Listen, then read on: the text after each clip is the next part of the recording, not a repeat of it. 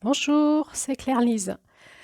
Nous sommes sur cette 5e audio en relation avec la notion de l'amour sur le podcast des 13 mères originelles, plutôt qui s'intitule Les 13 dynamiques du féminin sacré reliées à l'enseignement des 13 mères originelles.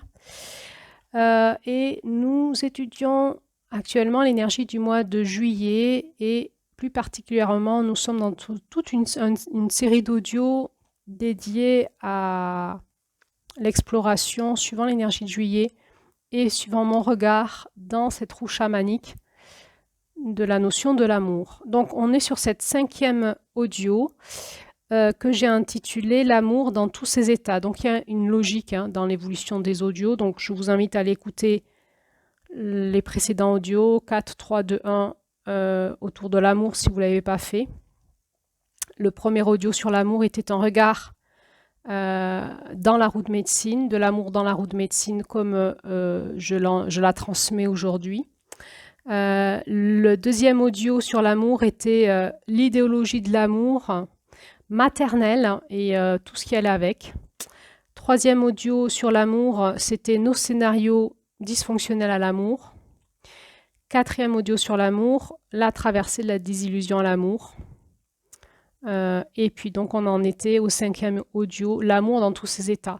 Alors, dans tous ces états, donc j'ai choisi un petit peu de m'inspirer, de m'appuyer sur la notion des 5 éléments que l'on voit aussi en chamanisme et dans cette roue, pour un petit peu aborder cette notion de l'amour.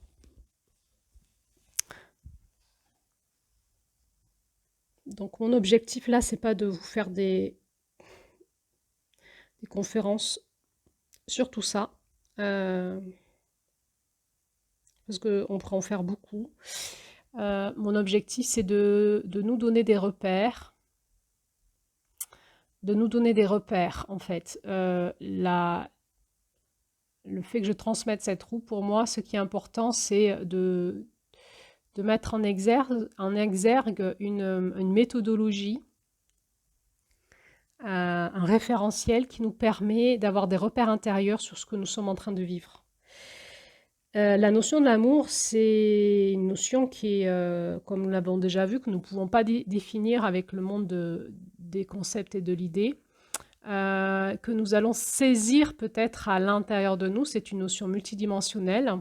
Et donc, pour pouvoir en parler, je trouvais difficile de pouvoir en parler. Et donc là, j'ai choisi de m'appuyer sur la notion des 5 éléments pour essayer de nous donner des repères en ce mois de juillet pour comprendre ce que nous sommes en train de vivre ou ce que nous pourrions vivre suivant les choix que nous allons faire. Je rappelle la notion des 5 éléments, c'est une notion qui nous vient des philosophes grecs et aussi de l'alchimie, mais que l'on retrouve dans beaucoup de spiritualités, dont celle du christianisme aussi. Ces 5 éléments, ce sont les esprits créateurs du monde. C'est ce qui constitue, l'incarnation, la création. Et ça me paraissait intéressant d'écouter au fond de moi comment l'amour s'incarne dans ma vie et de prendre comme référentiel ces 5 éléments. Alors ce qui est intéressant, c'est qu'on va voir que dans la roue de médecine des 13 mères originelles, on peut placer les 5 éléments dans les 5 directions. L'Est correspond à l'élément air, le Sud correspond à l'élément feu, pardon. L'Ouest correspond à l'élément eau, et le Nord correspond à l'élément terre, et le centre correspond à l'unité des 5 éléments, la matière primordiale, qu'on peut aussi appeler l'éther. Du coup, en me basant sur ce référentiel, je trouve intéressant d'aller explorer la dimension de l'amour pour en comprendre un peu plus dans le centre en nous, en chacun de nous, que nous puissions en comprendre un peu plus dans notre centre, quelque chose au fond de nous. Alors, comme tout le temps, dans les principes en fait, de vie, on va retrouver tous les principes dans tous les principes. C'est-à-dire que dans que tous les 5 éléments, ou les 4 éléments, si on prend le feu, l'air, le feu, l'eau et la terre, sont indissociables. Ils sont intrinsèquement reliés. L'air contient en soi l'eau, la terre et le feu. Le feu retient en lui-même l'air, l'eau et la terre. Et l'eau est participante de l'air, du feu et de la terre. Ça veut dire quoi? Ça veut dire que quand un des éléments se déséquilibre, tous les éléments se déséquilibrent.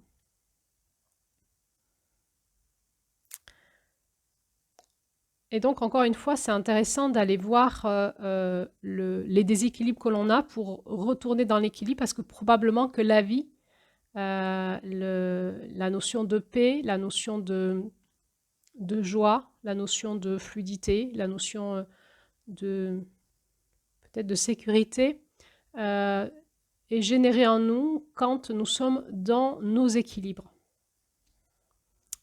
Alors, pour revenir à la notion d'amour, nous avions vu que c'était relié à la notion du cœur. Dans cet enseignement amérindien, dès le départ, il nous est dit que nous sommes tous porteurs de l'éternelle flamme d'amour dans notre cœur. Le cœur, c'est un centre d'énergie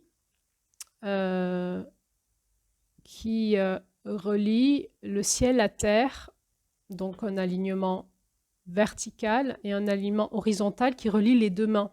C'est la mise en croix. Hein. C'est quand j'ai la tête et le ciel bien reliés sur l'axe de mon corps, et avec mes mains, je peux œuvrer et prendre dans mes bras les autres et donner et recevoir dans l'horizontalité.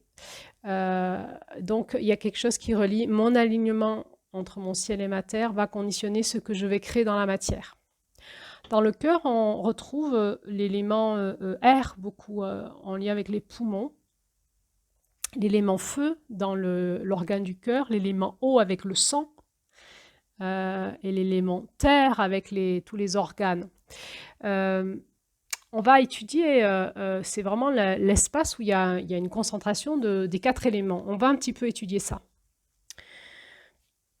On avait vu à l'Est de la Roue, en février, que donc c'était la gardienne de la sagesse, que février nous donnait une notion peut-être du masculin divin. Quelque part, janvier, février, quand on écoute les énergies de ces mois-là, nous parle de la lumière blanche et la lumière noire. La lumière noire est en janvier, la lumière blanche est en février, et la création de l'univers.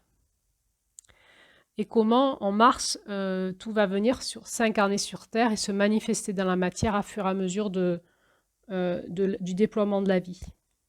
Si je reprends les énergies de février, je vous avais dit que c'était aussi en lien avec l'Esprit Saint, le masculin divin, l'Esprit Saint. Je vais reprendre ça là tout de suite, en lien avec l'amour. Si on reprend la Bible, la Genèse, et si on reprend les textes anciens, dans leur écrit araméen, les écrits araméens, c'est la langue en fait qui était au temps de Jésus. On va retrouver dans les premiers versets de la Genèse quelque chose qui est assez intéressant dans ce qui était dit dans cette traduction-là. Il est dit en fait que le souffle d'amour planait au-dessus des eaux.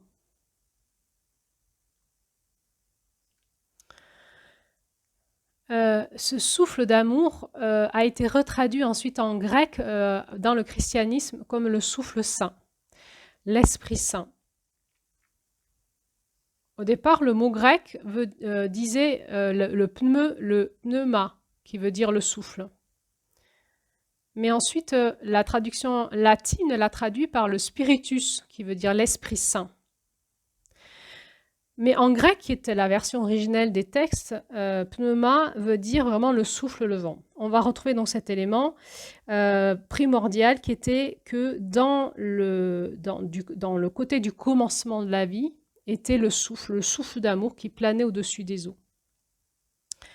Si on reprend en fait les traductions premières et qu'on va un peu écouter qu'est-ce que veut dire le mot saint,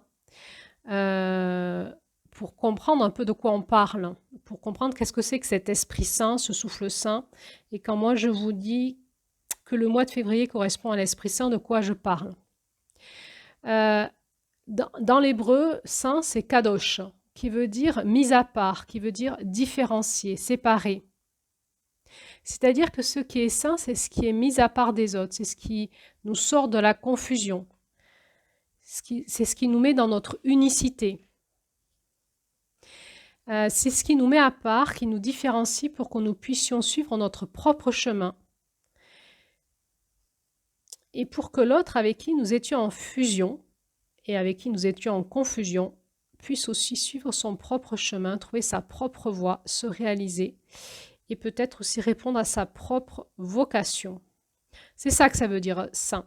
Donc l'Esprit Saint, le souffle d'amour, c'est un souffle, c'est quelque chose qui vient d'ailleurs, mystérieux, et qui vient nous différencier, nous mettre dans notre unicité, nous séparer, qui nous met à part pour qu'on puisse trouver notre propre chemin.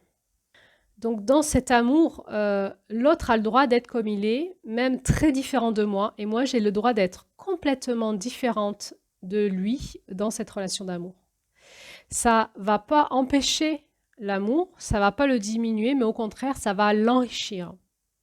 Il y a quelque chose dans ce souffle d'amour primitif, ce masculin divin, qui nous dit que finalement, les deux différents qui vont s'aimer, qui vont être dans ce souffle d'amour, vont pouvoir vraiment s'aimer dans leurs différences et s'épanouir et s'accomplir en tant que personnes différentes. Donc nous, dans notre initiation chamanique, on a donc ce démarrage qui est vraiment cette différenciation aussi au mois de février et au mois de mars, cette capacité à pouvoir retrouver en soi ce qui est juste pour soi et trouver le point d'harmonie qui nourrit les racines de chacun. On va retrouver cette notion de justice divine dans ce souffle qui sépare, mais qui permet à chacun de respirer, à chacun de s'épanouir dans sa différence. Donc, dans ce souffle d'amour, dans cet amour, dans le versus air, le versus vent, il y a quelque chose de très fort, il y a quelque chose qui est de l'ordre de la vibration, de la différence, du séparateur, du différencié, mais qui permet à chacun de s'épanouir en toute liberté, dans quelque chose d'assez fluide et léger, et dans quelque chose qui est juste pour chacun. Quelque chose qui est de l'ordre de la justice divine.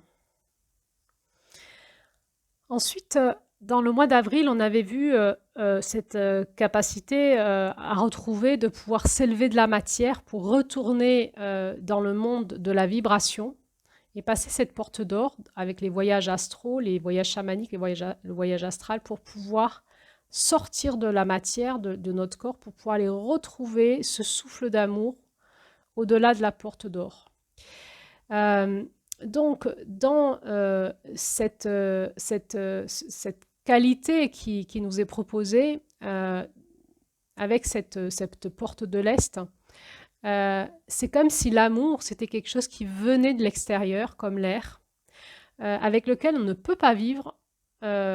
Et c'est comme si on avait des poumons pour le respirer, pour venir l'infuser en nous, dans notre sang, dans notre corps. Et c'est un souffle qui nous permet d'être entièrement libre et différencié, et qui va générer en nous cette sensation de liberté, cette sensation de respiration, cette sensation de nouveau souffle. Et quand on manque de ce souffle-là, on a donc cette sensation de ne pas pouvoir respirer, d'étouffer et d'avoir besoin du souffle. Ce souffle, il nous parle de quelque chose qui est intangible. L'air, on ne le perçoit pas. Par contre, on le voit bouger. On le voit, il fait bouger les nuages, les feuilles. On le voit, il nous caresse la peau. Enfin, on ne le voit pas, on le sent. Et donc, dans ce souffle d'amour, c'est quelque chose que l'on ne perçoit pas, enfin que l'on ne voit pas, mais que l'on perçoit, et on peut en voir on peut en voir le déplacement dans la matière. Ça va nous demander, pour nous reconnecter au souffle d'amour, ça va nous demander de nous reconnecter aux espaces de l'intangible, de la foi.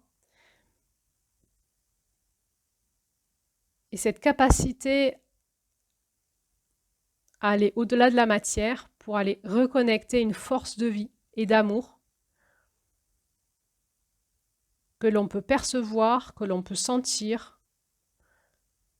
que l'on peut voir dans les déplacements que cette force génère, mais que l'on ne voit pas avec nos yeux.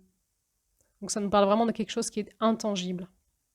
Par contre, on peut la respirer, on peut la sentir dans notre corps, et si on ne l'a pas, en 3 minutes, on meurt.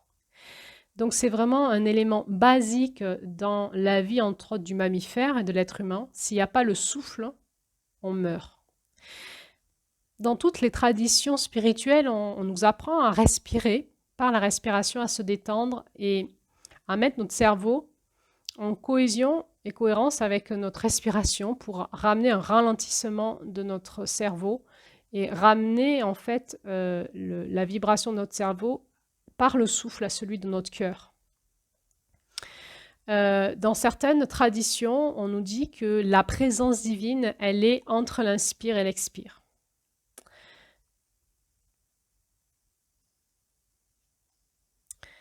L'élément air, c'est un élément actif, donc c'est un élément du masculin. Il représente finalement le monde subtil entre le ciel et la terre, entre les hommes et les dieux, et c'est un élément qui remplit les êtres. On va pouvoir parler du coup du souffle de la vie. Je viens de vous parler du souffle de l'amour, mais c'est aussi le souffle de la vie, bien sûr. Et l'élément air est un symbole de vie, d'invisible, universel et purificateur. L'air va nous parler aussi du mouvement. Dans l'enseignement de ces contes, il nous est parlé parfois des vents du changement. Cette notion de mouvement, de liberté, d'allègement est parfois aussi associée à l'élément donc de notre âme en fait en nous. L'air représente la sagesse qui s'élève de la terre en l'air et de nouveau descend sur la terre et qui a acquis la puissance du haut et du bas. L'air nous invite au voyage ascensionnel et nous invite à rejeter l'immobilisme et à être libre comme l'air. L'air nous parle de l'élément aussi des animaux, des oiseaux qui s'envolent vers le haut pour rejoindre les espaces plus lumineux. Si on va plus loin, l'air peut représenter l'esprit qui est la respiration cosmique. Ce souffle, il est indissociable de la parole. Pour pouvoir parler, il faut avoir du souffle. Le souffle primordial a généré le son et le son la parole. La parole est créatrice. Et cette création, dans ce son, cette matière liée à l'air, est liée au souffle. Aussi, je pourrais dire que l'air est relié à la communication, à la pensée, à la capacité à mettre en mots, à l'intellect. Et donc au monde de l'esprit, de la connaissance et de la sagesse. En alchimie, l'air est considéré comme le catalyseur. C'est celui qui active et qui vient transformer les autres éléments. C'est la capacité de comprendre, d'analyser, de s'adapter aux changements, de connaître les choses, de recevoir l'intuition et ensuite d'amorcer un mouvement dans nos pensées et dans nos actions et dans la façon dont on va agir dans le monde. Quand on reconnaît la notion d'amour dans le souffle saint, quand on reconnaît que le souffle saint, c'est ce souffle d'amour qui plane et que nous respirons et qui nous nourrit de l'intérieur, nous pouvons comprendre que c'est cet espace mystérieux qui vient d'ailleurs, que l'on met à l'intérieur de nous et qui nous nourrit, et qui vient amorcer un changement de conscience, un changement d'idée, et qui vient nourrir notre intuition, nourrir notre connaissance, notre sagesse et nourrir notre intelligence qui nous est propre. Si je reviens à la Bible, Jésus disait que ce souffle d'amour, il soufflait où il voulait et quand il voulait. On retrouve ça dans le début de l'évangile de Jean. Donc il y a vraiment quelque chose qu'on ne peut pas maîtriser, qui vient de l'extérieur et qui est mystérieux. Je pourrais dire que dans l'amour, ma seule responsabilité à moi, c'est de respirer. C'est-à-dire de choisir de re-respirer le souffle de l'amour.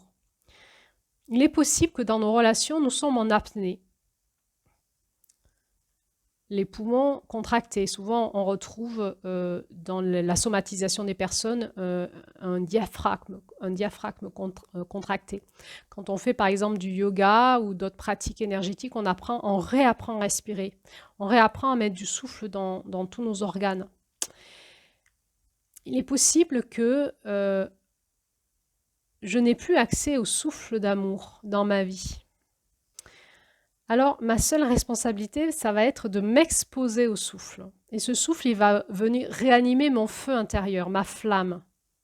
Il est possible que ma flamme dans mon cœur soit devenue une braise à réanimer avec ce souffle qui vient d'ailleurs, ce souffle sain qui vient pour me différencier, pour allumer ma mèche, pour me nourrir et me permettre d'être unique dans mon unicité. Alors dans l'amour, c'est vraiment la dimension qui vient me séparer, me différencier et me permettre d'être libre dans ma différence et permettre à chacun d'être libre dans sa différence. Qui vient me désamalgamer, qui vient me déconfusionner.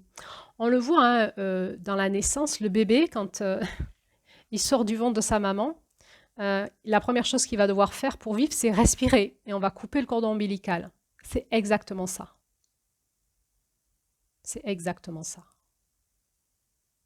Si je veux être libre en amour, il faut que j'apprenne à respirer tout seul.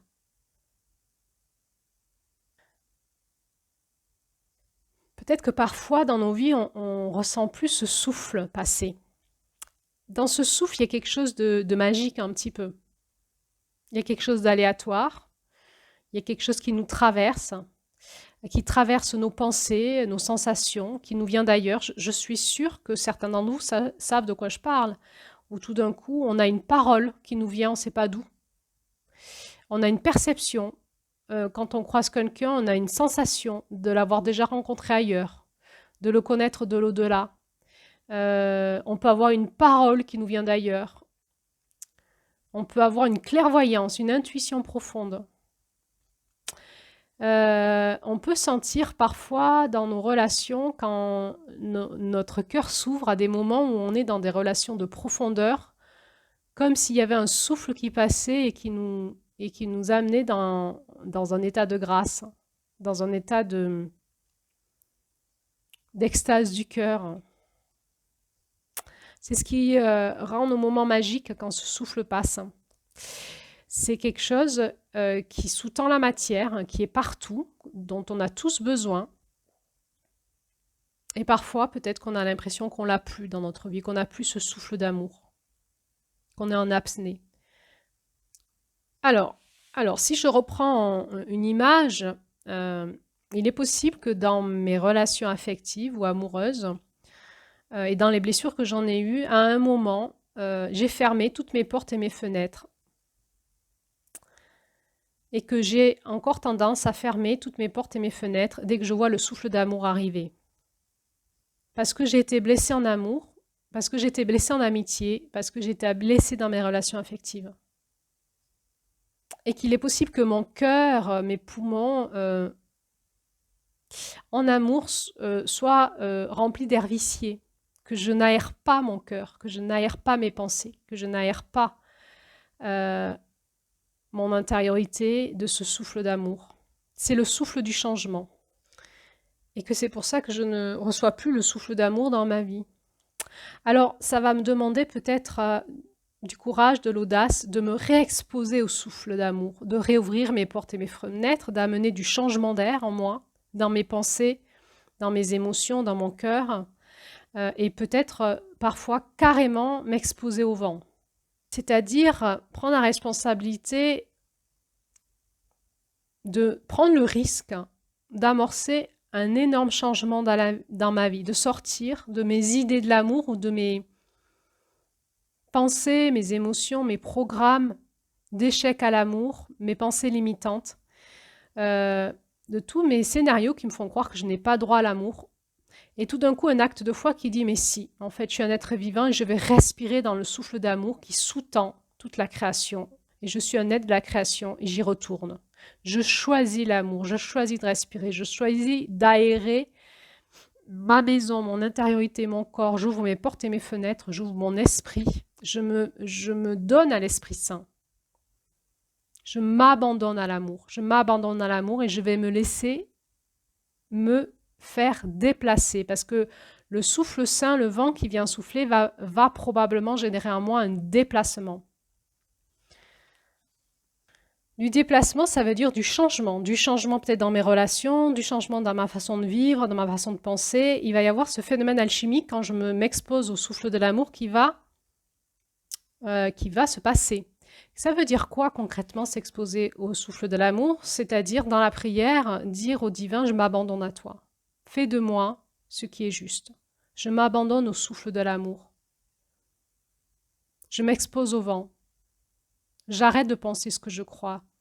J'arrête de générer les émotions qui sont les miennes en lien avec l'amour. Et je m'abandonne au souffle saint. Je m'abandonne à l'amour qui est en moi et je veux bien être réanimée à ma flamme d'amour qui est en moi pour le devenir dans la matière. Alors ça va bouger quand je fais ça. Je suis dans le masculin, j'ai de l'audace, j'ai du courage, j'ai de la volonté, j'ai compris, je dis oui à l'amour. Et je lâche prise, je laisse partir au vent tout ce que je crois, mes scénarios d'attachement, mes scénarios relationnels, tout ce que je crois sur les autres, sur moi, etc. Et je me laisse ventiler, je laisse tout ça partir au vent. Et le vent va réanimer mon feu intérieur. Le feu qui est l'énergie ardente de la transformation et de la passion, ça va chauffer. Dans le feu, il y a vraiment une notion de volonté, de purification et de pouvoir. On va retrouver ça beaucoup en juin. Dans le feu, on va aussi retrouver la lumière, l'illumination, la conscience spirituelle. Donc, une fois que je laisse passer ce souffle qui va réanimer mon feu, je vais rentrer dans une énergie ardente de transformation, de purification. Ça va purifier toutes mes scories. Ça va réanimer ma volonté, ma mise en action et mon pouvoir et ma conscience. Je vais être illuminée de l'intérieur et je veux voir et je vais pouvoir passer à l'action par le feu. Le feu, c'est en alchimie, c'est vraiment l'élément de transmutation qui va transformer le plomb en or. Et par ce feu, je vais aller transformer dans mon corps, je vais transformer mon corps physique en lumière.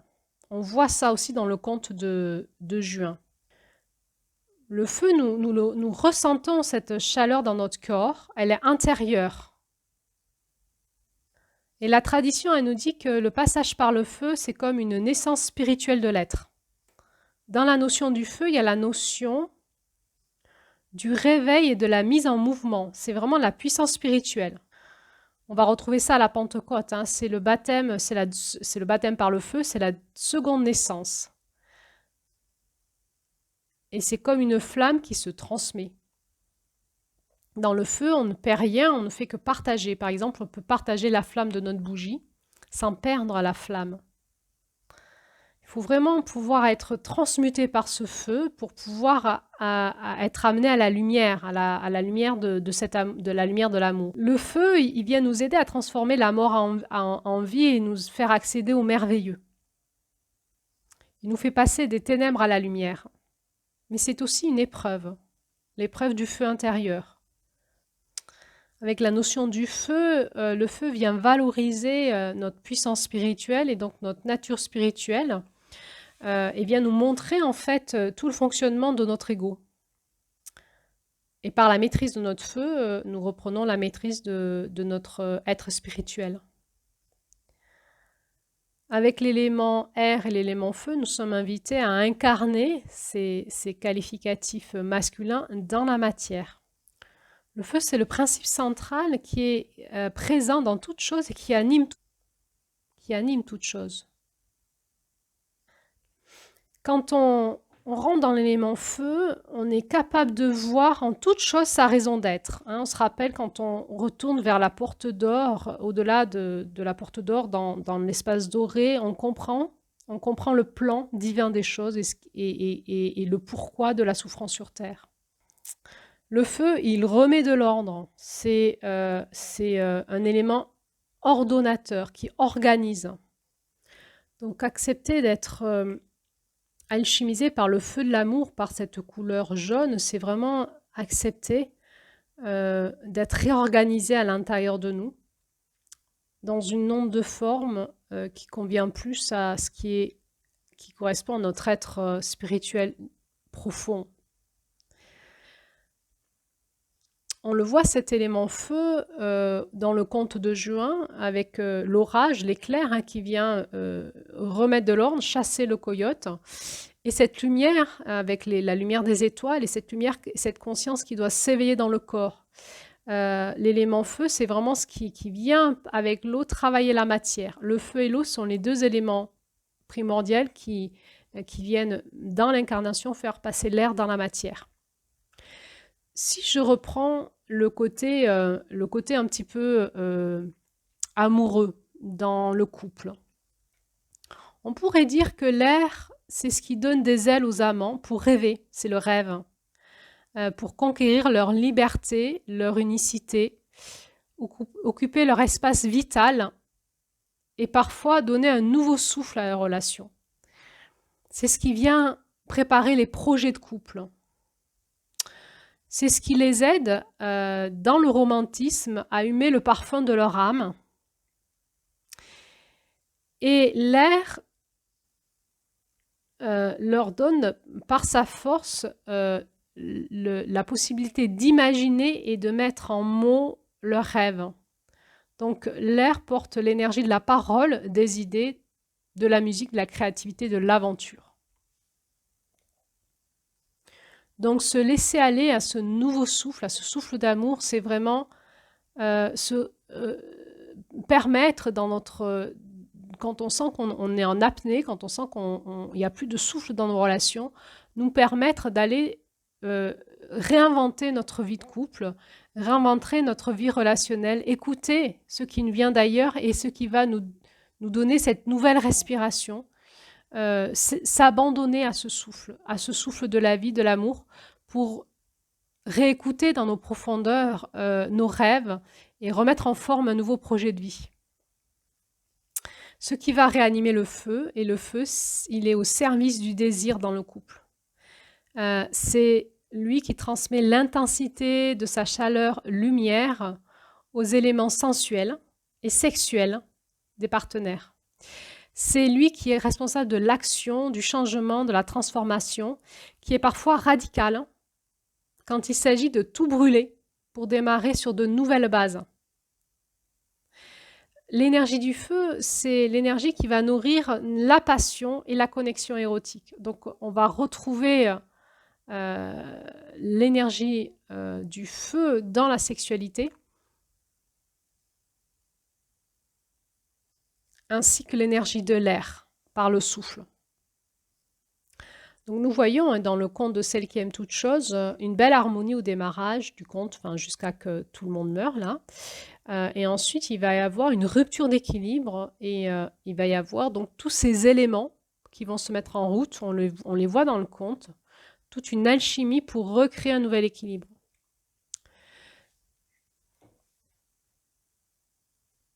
L'intensité de ce qui se vit dans ce conte, c'est une sensation d'impossible, de retrouver un espace d'amour, de paix, de bien-être, de joie impossible.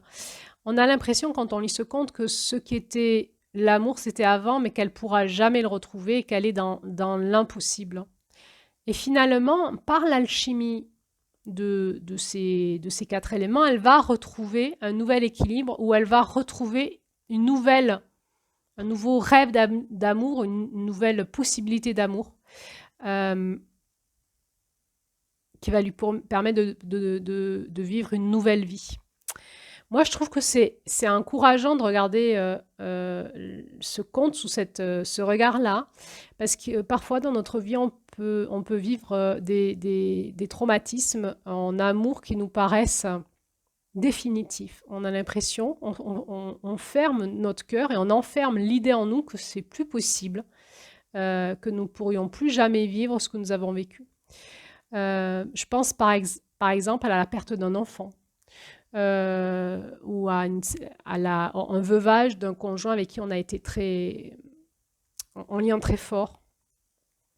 Et finalement, quand dans notre humilité et dans notre compréhension, on s'abandonne à ce souffle d'amour, à ce feu d'amour, et qu'on se laisse traverser dans nos pensées, dans nos émotions et réalchimiser à l'intérieur de nous, il y a une nouvelle vie qui peut démarrer dans l'amour. Mais on voit que c'est pas sans tempête. C'est un nouvel équilibre à retrouver et qui va mettre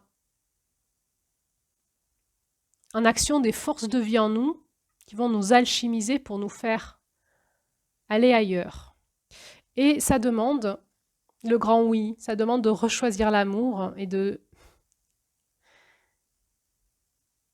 s'abandonner à la force de l'amour, la force du grand mystère, à la force de la vie. Alors là, on a vu les éléments un peu masculins. Je vous propose maintenant de regarder les éléments un peu plus féminins. Donc, il va y avoir cette eau. L'élément eau est très présent dans ce conte de juillet. Du début jusqu'à la fin, le conte commence au bord d'une rivière, il finit au bord de la rivière et il va passer au milieu par le chaos de la mer. Avec le flux, le reflux des vagues, l'anguille qui la pique et tout ce que la tempête de la mer va l'amener dans sa compréhension des choses. L'élément eau nous parle de notre inconscient, de nos émotions dans notre inconscient. C'est-à-dire qu'il y a des choses en nous qui nous constituent, dont nous n'avons pas conscience et qui peuvent ressurgir à des moments et créer des tempêtes en nous émotionnelles. Elle peut être assimilée à cette force de vie passive en nous, chaotique, c'est-à-dire comme aveugle et sans conscience, c'est-à-dire comme sans structure. Et l'eau va être façonnée par la force du feu et de l'air et de la terre pour être structurée. Donc si c'était un élément en elle-même libre, c'est un élément sans structure. Il y a des flux et des reflux, il y a des forces qui s'entrechoquent. Et au fond de nous, quand on est dans des déséquilibres, on peut être dans nos flux intérieurs animés de forces sous-jacentes qui à un moment vont ressurgir et créer comme un tsunami, comme une tempête dans laquelle on pourrait avoir l'impression de se noyer. Cet élément eau est très associé en nous à notre système nerveux, à nos systèmes nerveux central et à nos réactions, plutôt qu'à notre façon d'être dans l'action. L'eau, c'est la source de la vie. C'est la source de toute chose et de toute existence. C'est en elle qu'on a commencé à se constituer dans le ventre de notre maman. Et l'eau est venue nous contenir, elle vient nous bercer et elle vient faire écran avec le son extérieur. Elle vient nous protéger du son, elle vient nous protéger des chocs physiques. Elle vient nous contenir. C'est un contenant, l'eau. L'eau, c'est aussi la purification. Quand on boit, quand on urine, quand on transpire. Et on le voit dans ce conte. Quand on pleure, quand on commence à avoir des émotions. Et il est dit quelque chose de très beau dans ce conte. Alors il nous est dit « Elle coula, roulée et culbutée par les assauts des vagues violentes, ballottée par les courants, rejetée ici ou là, elle sombra dans l'obscurité de sa propre inconscience et dans l'auto-apitoiement. C'est son auto-apitoiement compulsif qui avait provoqué le naufrage qu'elle avait sous les yeux. Elle en était arrivée à un lieu à l'intérieur d'elle-même où elle détestait qui elle était et ce qu'elle était. On a vu qu'elle, dans ce conte, elle voulait se suicider en se jetant dans la mer. Elle va trouver, en fait, dans l'eau, elle va trouver le chaos de son inconscient. Et en même temps, cet élément de l'eau, c'est aussi celui de la douceur et de la tendresse de la mer. De cet élément protecteur qui vient contenir, qu'on avait déjà dans le conte d'Avril, vous vous souvenez, où pour contenir, je ne sais plus comment elle s'appelait, il la mettait dans les eaux chaudes, hein, il la baignait dans les eaux chaudes pour contenir son corps et ramener son esprit en elle. Donc l'eau, c'est ce qui nous contient et on voit aussi dans ce conte l'appel à la douceur et la tendresse et de revenir aux larmes et aux émotions douces et d'aller tout doucement vers son cœur. L'élément eau, c'est vraiment un élément qui est très relié au cœur et aux émotions, au chagrin, à la libération, à la purification par les pleurs. Il est dit, en trouvant avec douceur de la compassion pour elle-même, sa guérison fut complète. Accueillir ses larmes et ses angoisses sans en vouloir autre chose, car l'amertume des larmes est le début de la transformation et les gouttes d'angoisse sont les eaux du pardon qui commencent à couler. L'eau, c'est ce qui désaltère, c'est la source, hein, et c'est ce qui amène la régénérescence. L'eau, c'est ce qui contient tous les potentiels de la création. Elle est fluidité et mobilité et elle nous enseigne que la vie dont elle est porteuse est mouvement. L'eau, c'est la médiatrice entre le ciel et la terre. C'est elle qui capte l'information de la lumière et qui va la mener à la terre. Elle est le vecteur de la transmission. Et on va retrouver l'eau dans le baptême. Elle est aussi liée à la nouvelle naissance, à la renaissance par l'eau. Donc il y a vraiment quelque chose de la purification, de la régénération, de la médiation, de la main qui est reliée au cœur, de la grâce. Quelque chose dans l'élément eau qui est très relié à Marie, l'énergie mariale qui accueille dans son sein et qui régénère, qui repurifie dans sa matrice, dans son eau sainte. L'eau, elle nous permet de faire rayonner notre esprit et nos sentiments et d'élever la matière vers l'esprit via le cœur. L'eau, c'est la voie lente d'approche du sacré, c'est la voie de l'humilité. Parce que on est dans l'eau, on est à la fois soumis à notre inconscient et à ces mouvements intérieurs obscurs qu'on ne peut pas trop maîtriser. Et à la fois, on est obligé de s'abandonner à cet élément pour être purifié et être ramené dans la voie du cœur, par la douceur et la tendresse. Alors, ce que je peux dire sur l'eau par rapport au couple, c'est que l'eau nourrit notre tendresse, notre affection, la fluidité de notre relation, l'harmonie entre nous. L'harmonie va passer par l'élément eau. L'adaptation, intelligence et la capacité de dissoudre les difficultés. Elle est vraiment l'énergie de nos sentiments intérieurs. L'eau, c'est vrai, donc dans notre roue, de médecine, là, c'est relié à l'élément, à la direction de l'ouest et au féminin sacré. C'est quand il y a la rupture des poches des os que l'enfant va naître et arriver sur Terre, et on va basculer avec l'élémentaire au nord de la roue. Le nord de la roue qui est relié à l'éternité et en alchimie, l'élémentaire est l'élément qui contient tout en tout de toute éternité.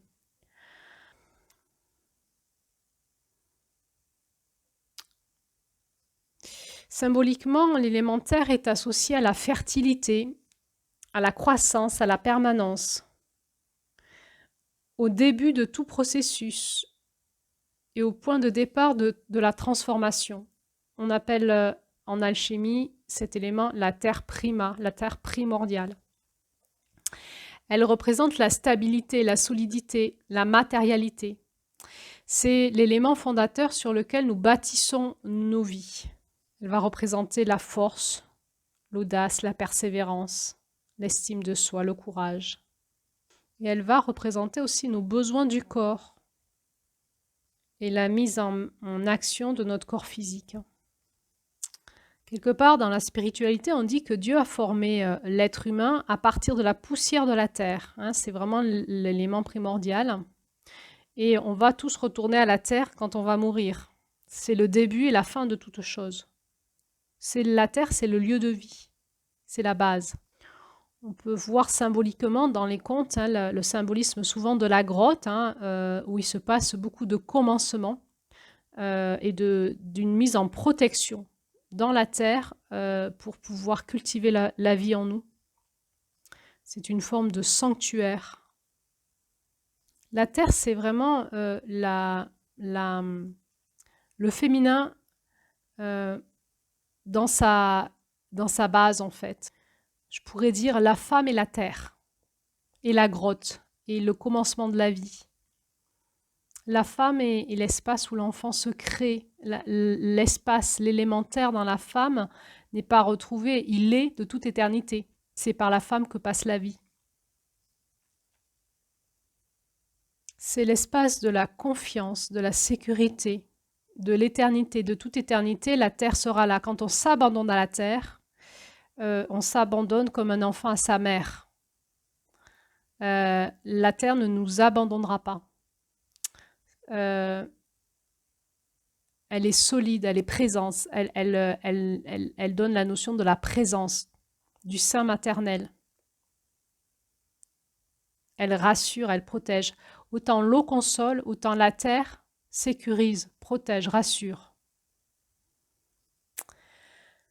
Dans le couple, la terre, c'est la dimension matière et de la mère qui offre au couple la sécurité du nid commun, le contenant, la structure, la nutrition, l'engagement et la confiance. Elle représente dans le couple l'énergie naturelle de la vie qui donne consistance et stabilité à la relation. On a besoin que l'amour, à un moment, passe dans la matière et devienne consistance et réalité.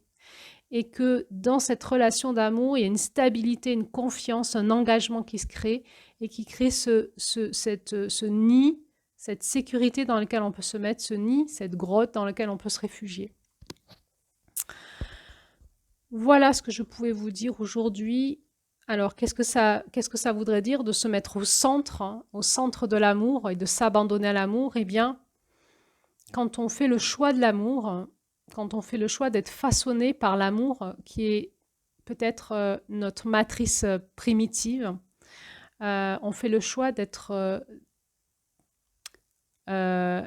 actionné dans un changement, que le souffle nous donne un nouveau souffle, d'être poussé, actionné, déplacé dans nos idées, dans nos compréhensions, dans nos émotions.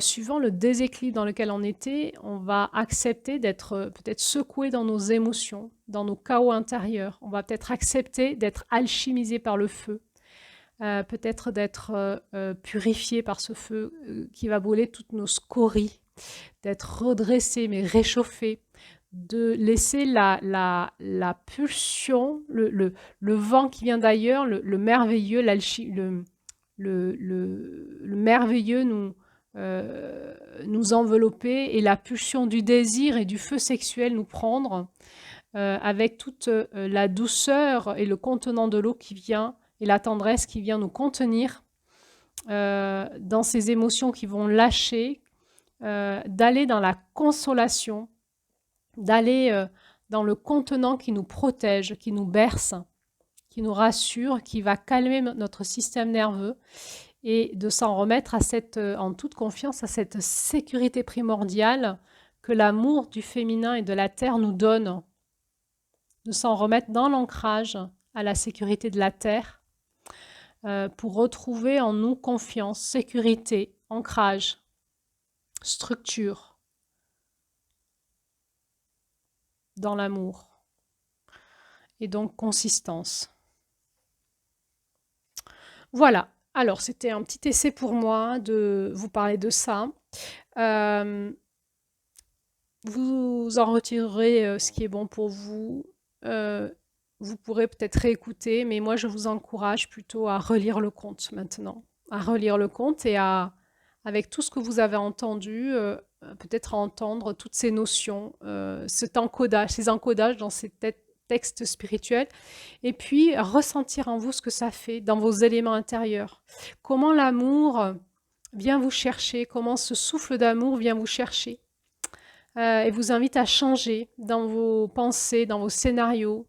Est-ce que vous avez le cœur fermé, les portes et les fenêtres de votre cœur fermées, ou est-ce que vous allez avoir l'audace d'ouvrir et d'amorcer un changement intérieur dans votre énergie intérieure? Est-ce que vous allez vous laisser façonner par ce souffle d'amour et par ce feu d'amour pour qu'il y ait une matière énergétique qui se crée en vous et que vous puissiez créer de la matière, que l'énergie puisse se densifier dans la matière et que par l'eau, elle puisse aller féconder la terre et que vous puissiez faire partie de ces personnes qui sur Terre manifestent l'amour dans la matière d'une manière stable, d'une manière ancrée, d'une manière constante, d'une manière structurée, même si parfois le vent souffle fort, même si parfois l'orage est là, la foudre, le feu, même si parfois vous avez l'audace de vous laisser brûler dans le feu de l'amour pour vous laisser réalchimiser, même si parfois vous êtes emporté par vos émotions. La base est là, la base primordiale, la terre primordiale est là, vous tenez, vous êtes stable, vous êtes de ceux qui pouvaient ramener l'amour sur terre d'une manière stable, structurée, tout en vous laissant aller dans le changement que impulse le vent d'amour, dans la force du feu de l'amour, qui est la force à la fois de la pulsion, des désirs, de la rencontre sexuelle, des sens, de la sensualité, et en vous laissant bercer par la tendresse, par la douceur et la consolation, et ainsi de suite en fait. Et toute cette alchimie d'amour qui va venir nous façonner à un moment, nous allons pouvoir tenir dans notre centre et être tout en même temps, et être de ceux qui pouvons faire passer sur terre l'amour. Et je crois que c'est ce que nous enseigne ce conte et nous enseigne entre autres l'animal l'anguille. Alors voilà, je finirai cet audio en disant bah, l'amour c'est pas bisounours. Même si ce conte commence bien, il y a des moments d'équilibre, il y a des moments d'accomplissement et puis tout d'un coup la séparation arrive, le déséquilibre, et il y a tout à recommencer pour retrouver un nouvel équilibre. Alors j'espère que ces notions vous parlent, que ces notions vous déculpabilisent, que ces notions vous rassurent et vous donnent de l'espérance dans votre chemin pour pouvoir retrouver un nouvel équilibre à l'amour dans ce que vous êtes en train de vivre. Alors, eh bien, il y a encore quelques audios autour de l'amour. La prochaine audio nous parlera de l'unification que l'amour nous amène en nous. Il y aura un autre audio qui va nous parler du pardon. Et puis, un dernier audio sur l'amour qui nous parlera de l'amour comme éveil relationnel. Voilà, et ensuite on continuera notre exploration de l'énergie de juillet avec une audio sur le couple, un autre sur la sexualité sacrée, un autre audio sur la solitude comme chemin de guérison à l'amour. Et puis, où sont les hommes? Appel des femmes. Et puis, qu'est-ce que c'est qu'une femme qui a un masculin accompli? Et puis, quels sont nos différents niveaux de responsabilité sur Terre? Et puis, il y aura encore les bonus où je vous présenterai l'évolution sociale du couple depuis 2-3 générations, où c'est qu'on en est aujourd'hui. Je vous présenterai un autre bonus autour de la notion des flammes jumelles et mon regard là-dessus.